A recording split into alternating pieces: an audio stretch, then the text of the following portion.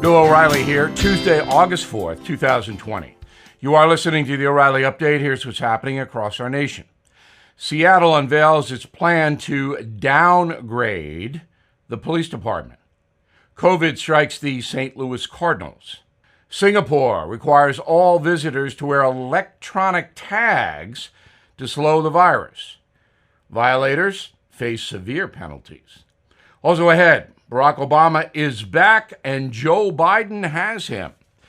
But first, the Seattle City Council releasing its latest push to defund the police. The proposal will slash the force by 100 officers, including members of the SWAT team and the horse-mounted unit. Protesters say it's not enough. Demonstrators demanding the city cut the police budget by 50%. Latest surveys find just a third of Seattle residents back that plan. New poll says 82% of adults have significant concerns about sending the kids back to school. 1 in 4 say they plan on homeschooling their children. 3/4 of those asked do not believe local districts or governors have adequate plans to enforce social distancing to protect students and teachers. Another outbreak of COVID threatening Major League Baseball. The latest cluster hitting the St. Louis Cardinals. 6 people associated with the team testing positive, including 3 players. 18 athletes from the Miami Marlins caught COVID last week. Singapore passing new rules demanding all travelers wear electronic surveillance tags to track their movements. Visitors must activate the device upon arrival. The government gives it to them. The wristband contains a GPS and Bluetooth signal and will notify local cops if anyone goes outside the mandatory 2-week quarantine. You cannot enter Singapore without being quarantined, no matter what your condition. There are now 53,000 cases of COVID in Singapore. Now, that country is notorious for severe penalties on crime. Violators who tamper with the devices or refuse to wear it will pay a $7,000 fine and, get this, spend 6 months in prison. The rules apply to both citizens and tourists. Once a person is done with self-isolation, the wristbands are returned to the government, which apparently is not fooling around. In a moment, Barack Obama will be running the Biden campaign. Maybe. Right back with that. There are thousands of abandoned animals in the USA that need our help. I am partnering with Delta Rescue, the largest no-kill care-for-life animal sanctuary in the world. Founded by actor Leo Grillo, who left Hollywood to devote his life to saving abandoned animals, Delta Animal Sanctuary is a one-of-a-kind rescue unit. They are staffed by trained attendants who look after each animal, providing them water, treats, toys, and affection.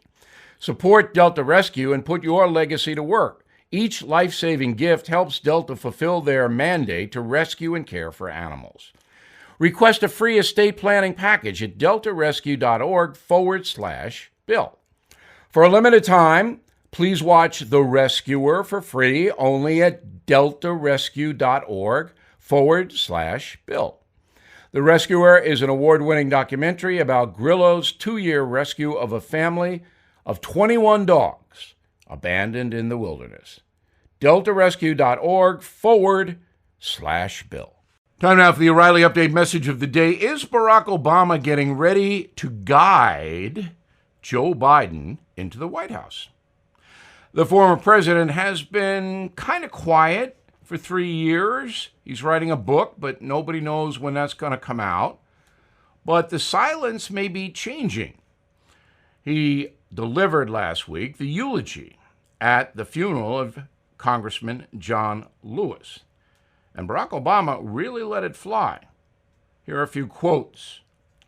Bull Connor, that's the terrible sheriff in Birmingham, Alabama during the 1960s.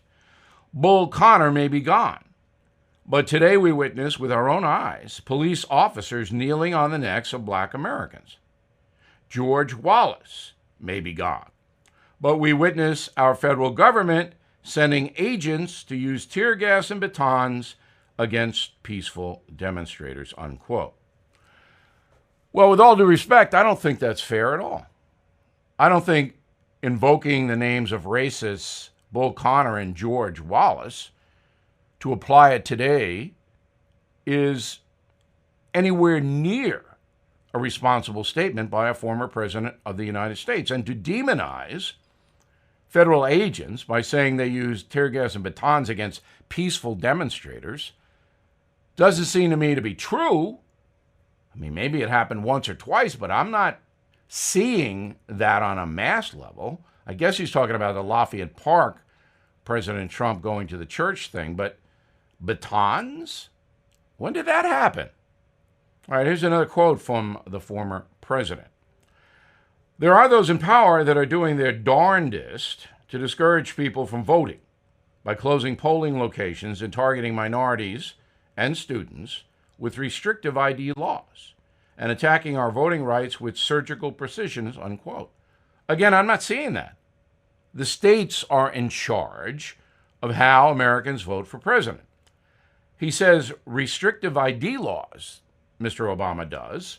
Well, that means you have to show an ID before you vote at the polling place. That's restrictive? You got to do that to buy cigarettes. See, all of this was designed, and again, this is at the funeral of Congressman Lewis, to stir up anti-Trump feeling and to promote Joe Biden. On July 23rd, Barack Obama wrote this on Twitter. I sat down with Joe Biden to talk about the most pressing issues of our time. He's exactly the leader we need right now, with the vision, the plans, and character to move America forward, unquote. Okay, that's fine. I don't have any problem with that statement. Barack Obama's a Democrat. He wants Joe Biden to win the presidency. But what we are going to see now, I believe, I could be wrong, is that Barack Obama will take the lead in trying to get Joe Biden elected. And that is pretty much unprecedented in recent presidential history. You very rarely see that. But I think we will see it with both Barack and Michelle Obama. I'm Bill O'Reilly, and I approve that message by actually writing it. For more news analysis, please visit BillO'Reilly.com and join our Stand Up for Your Country campaign. It's very worthy. Check it out. In a moment, something you might not know. Edward and his wife, Margaret, were looking forward to retirement. Edward started having serious health issues a few years before he turned 65 and had to take an unplanned early retirement. The loss of income and medical bills meant Edward could not afford his expenses, including the premiums on a $1 million life insurance policy. Faced with lapsing their policy for nothing, Edward and Margaret turned to Coventry Direct and were able to sell the policy for $130,000. If you own a life insurance or term policy that you don't need or can't afford, Coventry Direct can help you receive an average of 4 times more cash than you'd get from your life insurance carrier. You can even sell a portion of your existing policy and still maintain coverage with no future premium obligations. See if you qualify. Please call 1-800-888-3791 or visit CoventryHelpsSeniors.com. That's 1-800-888-3791 or visit CoventryHelpsSeniors.com. Now the O'Reilly Update brings you something you might not know. About 3 million people die each year in America. That grim statistic often includes a handful of celebrities. While the totality of a person's life is often celebrated once they're gone, sometimes it's their last words that live on. Here are the final statements of some very famous people. First, the founding father and president, John Adams. As he lay dying on July 4th, 1826, exactly 50 years after signing the Declaration of Independence, he was thinking of his fellow patriot and longtime rival. Adams' final words were, "Thomas Jefferson survives." But he had no way of knowing that Jefferson had actually died a few hours earlier on the same day, back in 1826. An incredible coincidence. Next, whiskey tycoon Jack Daniel. The distiller ultimately died from blood poisoning, which started as an infection in his toe. Daniel suffered the injury while trying to kick open his safe after forgetting the combination. Before his death, Jack Daniel had a fitting final request. One last drink, please. Hollywood star Humphrey Bogart, departing this world with a similar sentiment. A long life of drinking and smoking caught up with bogey at the age of 57. His final words, quote, "I should never have switched from scotch to martinis." Legendary comedian Groucho Marx couldn't help but end his life with a joke.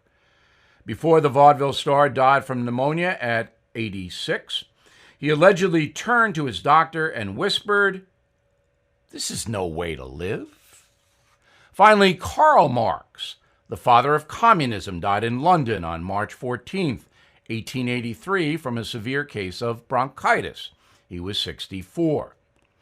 As he lay dying, Karl Marx became enraged at his housekeeper after she asked him if he had any final thoughts she should pass on to his colleagues. His response, quote, "Go on, get out. Last words are for fools who haven't said enough," unquote. Groucho's last words were much better. Back after this. As you may know, more than 44 million Americans have lost their jobs. The Fed just warned the recession may get worse. So I recommend you consider gold and silver.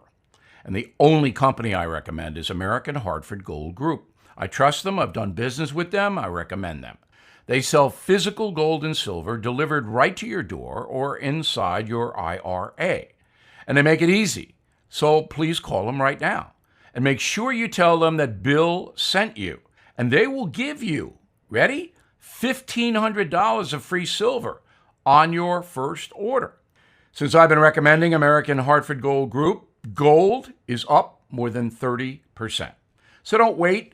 Call 877-444-GOLD, 877-444-GOLD, or text GOLD to 65532. Again, that's 877-444-GOLD, or text GOLD to 65532.